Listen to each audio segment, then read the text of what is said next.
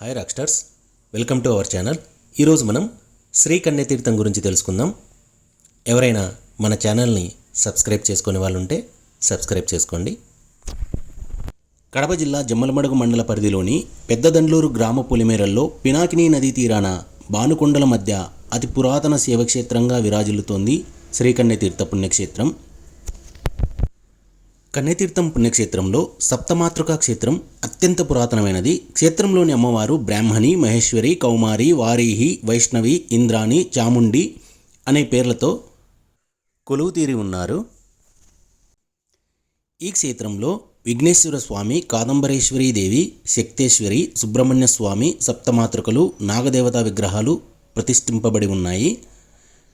క్షేత్రం మహిమల గురించి పరాశర మహాముని రాసిన స్కంద పురాణంలోనూ, జైమినీ భారతంలోను, శ్రీశైల పురాణంలోను గొప్పగా వివరించారు. ఇక్కడ మీరు చూస్తున్నది సప్తమాతృకా అమ్మవార్లు. దేవకన్యలు ఈ క్షేత్రాన్ని సందర్శించి ఇక్కడ మీరు చూస్తున్న ఈ కొలనులో స్నానమాచరించి అమ్మవారిని పూజించేవారని ఇక్కడ భక్తుల నమ్మకం. ఇక్కడ శ్రీమాతా త్రిపుర సుందరి 8 లేదా 9 సంవత్సరాల చిన్న అమ్మాయిగా ఈ ప్రదేశంలో సంచరిస్తుందని భక్తుల నమ్మకం. అందుకే బాలా త్రిపుర సుందరి దేవి అని ఇక్కడ పిలుస్తారు.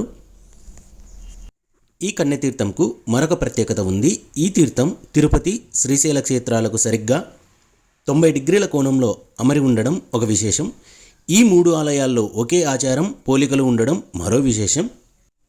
కన్యతీర్థంలోని శ్రీ త్రిపుర సుందరీ దేవి రూపంలో ఉన్న విజయదుర్గ అమ్మవారి మహిమలు విని జైనులు ఇక్కడికి వచ్చి అమ్మవారిని సేవించుకున్నారు. దీనికి తార్కాణంగా జమ్మలమడుగు, ప్రొద్దుటూరు రూట్లో నాటి దేవనహల్లి అయిన నేడు దేవనగుడి వద్ద బాహుబలి విగ్రహం ఉంది. దీనికి నిదర్శనంగా ఇప్పటికీ అమ్మవారి గుడిపై భాగాన సిద్ధ, బౌద్ధ అస్థికల గుళ్ళు చూపరులకు దర్శనమిస్తాయి.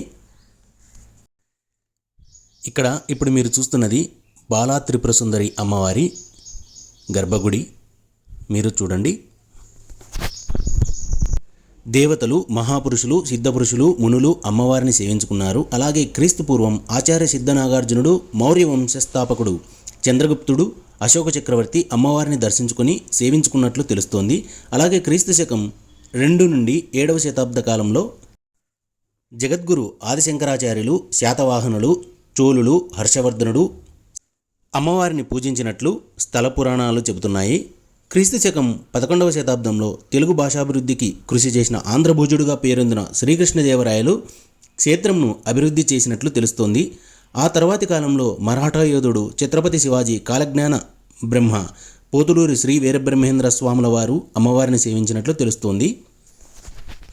ఇప్పటికీ అమ్మవారు 8 లేదా 9 సంవత్సరాల చిన్న అమ్మాయిగా ఈ ప్రదేశంలో సంచరిస్తుందని భక్తుల నమ్మకం. దేవకన్యలు ఇక్కడ ఉన్న కొలనులో స్నానమాచరించి అమ్మవారిని పూజించేవారు. అందుకే దీనిని కన్యాతీర్థం అని పిలుస్తారు. ఈ గుడి సమీపంలోనే అగస్త్యాశ్రమం ఉన్నది. వింధ్య పర్వతాల మదమనచడానికి వచ్చిన అగస్త్య మహాముని చాలా కాలం జమ్మలమడుగు మండలంలోని చారిత్రక ప్రాంతమైన గండికోటకు పక్కనున్న కోనలో నివాసం ఉన్నట్లు పురాణాలు తెలుపుతున్నాయి. అందువల్ల ఈ కోనకు అగస్త్యేశ్వర కోన అనే పేరు వచ్చింది. అగస్త్యుడు ప్రతిరోజు గండికోట నుండి కన్యతీర్థం వచ్చి దుర్గామాతను కొలిచి వెళ్ళేవాడని ప్రతీతి. ఇక్కడ మీరు చూస్తున్నది సుందరేశ్వర స్వామి వారు. అమ్మవారిని ఎందరో మునులు, మహర్షులు, సిద్ధులు, యోగులు, మహనీయులు, చక్రవర్తులు, రాజులు వచ్చి దర్శించినట్లు తమ తమ చారిత్రక గ్రంథాల్లోనూ శిలాశాసనాల్లోనూ రాసుకోవడం జరిగింది. కాగా అమ్మవారికి సంబంధించిన శాసనాలు అగస్త్యేశ్వర కోనలోను, చెన్నై, తంజావూరులోని తెలుగు లైబ్రరీలోనూ, లండన్లోని ఆక్స్ఫర్డ్ యూనివర్సిటీలోనూ భద్రపరిచి ఉన్నాయి. అమ్మవారి గుడిలో గీర్వాణ భాషలో రాయబడిన శాసనం ప్రకారం కన్యతీర్థం చుట్టుపక్కల గ్రామాల్లో 18 పురాతన దేవాలయాలు ఉన్నట్లు సమాచారం. ఇందులో ఒకటి ఇక్కడికి సమీపంలో ఉన్న దేవగుడి గ్రామంలో ఉంది. ఈ ఆలయంలో కూడా గీర్వాణ భాషలో రాయబడిన అనేక శాసనాలు నేటికి స్పష్టంగా కనిపిస్తున్నాయి. సప్తమాతృకా క్షేత్రంగా, దేవతీర్థంగా, అగస్త్యాశ్రమంగా కోరిన కోరికలు తీర్చే కొంగు బంగారంలా పురాణ కాలం నుండి విరాజిల్లుతున్నది ఈ పుణ్యక్షేత్రం. ప్రతి పౌర్ణమి నాడు ఇక్కడ అమ్మవారికి విశేష పూజలు నిర్వహిస్తారు. ఈ పౌర్ణమికి ముందు రోజు ఇక్కడ నిద్ర చేసి పౌర్ణమి రోజు అమ్మవారిని, స్వామివారిని దర్శించుకొని పూజిస్తే వారు కోరిన కోరికలు తీరుతాయని ఇక్కడ భక్తుల విశ్వాసం. ఈ క్షేత్రంలోని పుష్కరంలో అలనాడు దేవకన్యలు నిత్యం స్నానమాచరించి అమ్మవారిని సేవించుకోవడం వల్ల ఈ క్షేత్రానికి శ్రీకన్యతీర్థం అని పేరు వచ్చినట్లు పురాణాలు చెబుతున్నాయి. కన్యతీర్థం ముందు కొలువై ఉన్న విజయదుర్గామాత వెలిసి ఇప్పటికి సుమారు 5,000 సంవత్సరాల పైగా అయినట్లు గుడిలోని శాసనాల ద్వారా తెలుస్తున్నది. అతి పురాతన శైవక్షేత్రాల్లో శ్రీకన్యతీర్థం కూడా ఒకటిగా విరాజిల్లుతున్నది. ఇంతటి ప్రాశస్త్యం ఉన్న ఈ క్షేత్రంలో పర్వదినాలు, శివరాత్రి రోజుల్లో కన్నుల పండుగగా వేడుకలు జరుగుతాయి. ఇక్కడ క్షేత్రంలో అమ్మవారు బ్రాహ్మిణి, మహేశ్వరి, కౌమారి, వారిహి, వైష్ణవి, ఇంద్రాణి, చాముండి అనే పేర్లతో వృక్షాలు ఉన్నాయి. ఇక్కడ మీరు చూస్తున్నది అలనాడు నిర్మించినటువంటి బావి. ఇప్పుడు ఇక్కడ మీరు చూస్తున్నది నిత్యాన్నదాన ప్రసాదము. ఇక్కడ ప్రతిరోజు వచ్చే భక్తులకి అన్నదానం కార్యక్రమం జరుగుతుంది. సప్తమాతృకా క్షేత్రంగా, దేవతీర్థంగా, అగస్త్యాశ్రమంగా కోరిన కోరికలు తీర్చే కొంగు బంగారంలా పురాణ కాలం నుండి విరాజిల్లుతున్నది ఈ పుణ్యక్షేత్రం. ఇక్కడ చూడండి, ఇక్కడ అమ్మవారికి హోమం జరపబడుతుంది. ఇప్పుడు మనం నవగ్రహ మండపం చూద్దాం. ఇక్కడ నవగ్రహ మండపం కొలువై ఉంది.